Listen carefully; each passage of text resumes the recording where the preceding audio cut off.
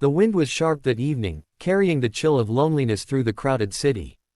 People hurried past each other, clutching their shopping bags, while street vendors shouted prices to uninterested ears.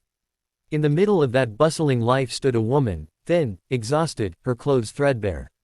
Her name was Elena. Her stomach growled loudly, but she had long passed the point of embarrassment. Hunger had stripped her of pride. She wandered through a wealthy neighborhood, her eyes resting on houses that looked more like palaces. Curtains swayed in warm-lit windows, and the faint aroma of roasted meals drifted out. That was when she gathered courage, walked up to the tall gate of one of the largest mansions, and rang the bell. Her voice trembled as she whispered the words she had repeated in her mind for hours. "Can I clean your house for a plate of food?" The door creaked open. Standing there was not a servant, but the master of the house himself, a tall man in his 40s, dressed simply in dark slacks and a white shirt. His face carried a stern, commanding presence. This was Victor Hale, a self-made millionaire known for his coldness in the business world. People described him as ruthless, untouchable, a man who cared only for numbers and profits. But when Victor's eyes fell on Elena's face, his body stiffened. His hand froze on the doorframe. He blinked rapidly, his lips parting in disbelief. The air seemed to thicken between them. "Elena," he whispered, almost inaudibly. She frowned, confused. How could this rich stranger know her name? But before she could ask, her hunger made her legs wobble. She leaned against the wall, struggling to stand. Instinctively, Victor rushed forward and caught her in his arms. He carried her inside, ignoring her weak protests, and laid her carefully on a velvet couch. A maid hurried to bring water and food at his command. As Elena slowly ate, her hands trembling as if she feared the plate might be taken away, Victor stared at her. Memories surged like waves crashing against his chest. Years ago, when he was just a poor boy working in a factory, there had been a girl in his neighborhood. She was kind to him, shared her bread when he had none, and once even defended him when bullies mocked his ragged clothes. That girl's name was Elena. She was his only friend in those dark, hopeless days. And now, here she was. Worn, hungry, desperate. The very person who once saved him from despair.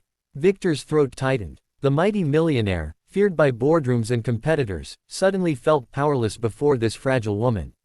"Do you remember me?" he finally asked. Elena looked up, puzzled, her eyes searching his. For a long moment she shook her head. "I'm sorry, I don't." Her words stung, but Victor didn't blame her. Life had been cruel. It was clear she had endured far more suffering than he ever had. Over the next few days, Victor insisted that Elena stay in one of his guest rooms. She resisted at first, ashamed of her condition, but her hunger and exhaustion left her no choice. Slowly, she revealed her story. She had once been married, but her husband abandoned her after years of financial struggles. With no family to turn to and no stable job, she had been reduced to wandering the streets, trading odd chores for scraps of food. Victor listened silently, his fists clenching with every painful detail. He realized she had faced alone the same kind of darkness he once escaped. But unlike him, she had no one to lift her up. Determined, Victor made her an offer. "Stay here. You don't have to beg anymore. I'll find you work, not as a cleaner, but as someone who helps manage my charity foundation. You have strength in you, I can see it. Don't let this world convince you otherwise." Tears filled Elena's eyes. No one had spoken to her like that in years, not with respect, not with belief. At first, she doubted herself. Every time she entered Victor's grand offices, she felt out of place. But Victor guided her patiently, teaching her, reminding her that she deserved more than crumbs. Slowly, Elena bloomed. Her natural kindness and resilience won people's hearts, and soon she was not only helping organize food drives and shelters but becoming the very face of Victor's foundation. Word spread quickly. The cold-hearted millionaire had changed. He was seen visiting shelters, speaking to struggling families, and giving generously to causes he once ignored.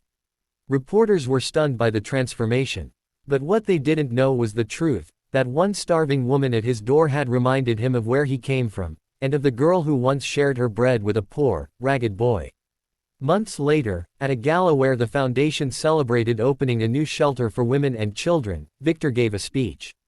His voice was steady, but his eyes searched for Elena among the guests. "When I was young, someone once showed me kindness when I had nothing," he said. Tonight, I want to honor that kindness by giving back, not just wealth, but dignity and hope." The audience erupted in applause, but Alina's tears flowed silently. In that moment, she remembered, the boy from the factory, the one she once shared her bread with. She saw him now, not poor and beaten, but standing tall before the world. After the event, she approached him, her voice shaking. "Victor, I remember you." He smiled, his eyes glistening. "And I never forgot you." The story of Elena and Victor became more than just a tale of rags to riches or wealth to humility. It was a story of circles completing themselves, of kindness that never dies, and of hope that can be reignited even in the darkest hours. And so, the woman who once begged for a plate of food became a leader, a light for countless others, proving that sometimes all it takes is one act of compassion to change not just a life, but the world. Alina's life began to change in ways she never thought possible. She was no longer the woman who stood at strangers' doors begging for a plate of food. Now, she was dressed neatly, carrying files, speaking to rooms full of people, and coordinating relief programs that brought food and shelter to hundreds. Yet, despite all the progress, she often found herself battling an inner voice whispering, "You don't belong here. This is not your world." Victor noticed. He always noticed. Behind her polite smiles and determined speeches, he could see the flicker of doubt in her eyes. One evening, after a long day at the office, he invited her to sit with him in the garden. The night was quiet, the air scented with jasmine. "Elena," he said softly, "you've given people hope they never thought they'd have. But why do you still doubt yourself?" She sighed, staring at her folded hands. "Because I'm still that woman who begged at your gate. No matter how much I try, I can't erase that part of me." Victor leaned forward. His voice carried a mix of firmness and tenderness. "Don't erase it. That part of you is the reason you shine brighter than anyone else in this building. You know what suffering feels like. That makes you stronger, not weaker." Her eyes welled with tears. For the first time, she began to see her scars as proof of survival, not shame. But while Elena was finding her new self, not everyone approved. Within Victor's business circle, whispers began. Board members questioned why the once ruthless tycoon was letting a street woman influence him. Some partners pulled out of projects, afraid his sudden compassion would weaken his edge. The press, though inspired by his charity, began digging into Elena's past, painting her as an opportunist who manipulated her way into Victor's mansion. One morning, Elena walked into the office and froze.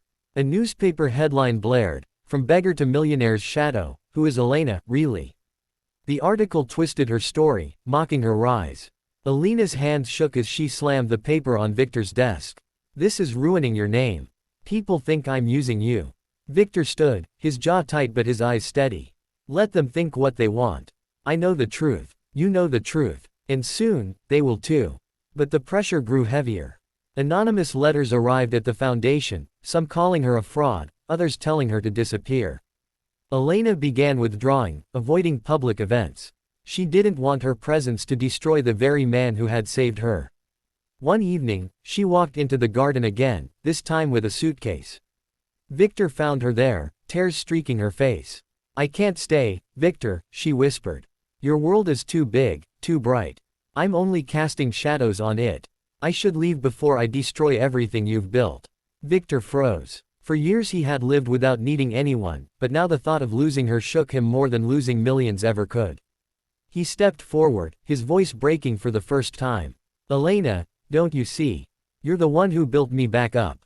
Without you, I'd still be a cold, empty man counting money that meant nothing. You gave me back my humanity. You gave me hope." Her suitcase slipped from her hand as she looked into his eyes. She saw not the ruthless tycoon the world feared, but the boy she once gave bread to, the boy who never forgot her kindness. The next day, Victor held a press conference. Cameras flashed, journalists leaned forward, waiting for him to explain why he had changed, why he now stood beside Elena despite the rumors. Victor raised his voice so the world could hear. "Years ago, when I was nothing, a young girl shared her food with me. She didn't ask for payment, she didn't ask for recognition, she simply gave. That girl was Elena. And when she came to my door hungry, I realized life had given me the chance to return that kindness. If anyone thinks less of me for standing beside her, then you've misunderstood the meaning of wealth. True wealth is not in money, It's in compassion, loyalty, and love. The hall went silent. Some journalists lowered their cameras, too moved to speak. Others clapped, the sound spreading until the whole room erupted in applause. From that day, the attacks grew quieter. Those who once doubted Elena now admired her. And together, she and Victor built the foundation into something larger than either of them had dreamed.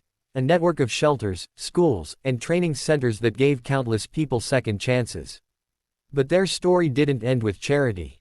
It deepened into something personal, something tender. Victor, once incapable of love, found himself drawn to Elena in ways that words could barely express. And though she feared to open her heart after all her suffering, she eventually realized she had fallen too, fallen for the man who saw her scars and called them strength.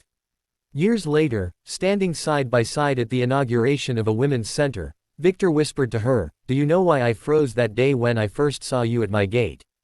Elena smiled faintly. "Why? Because I realized life was giving me back the one person I could never forget.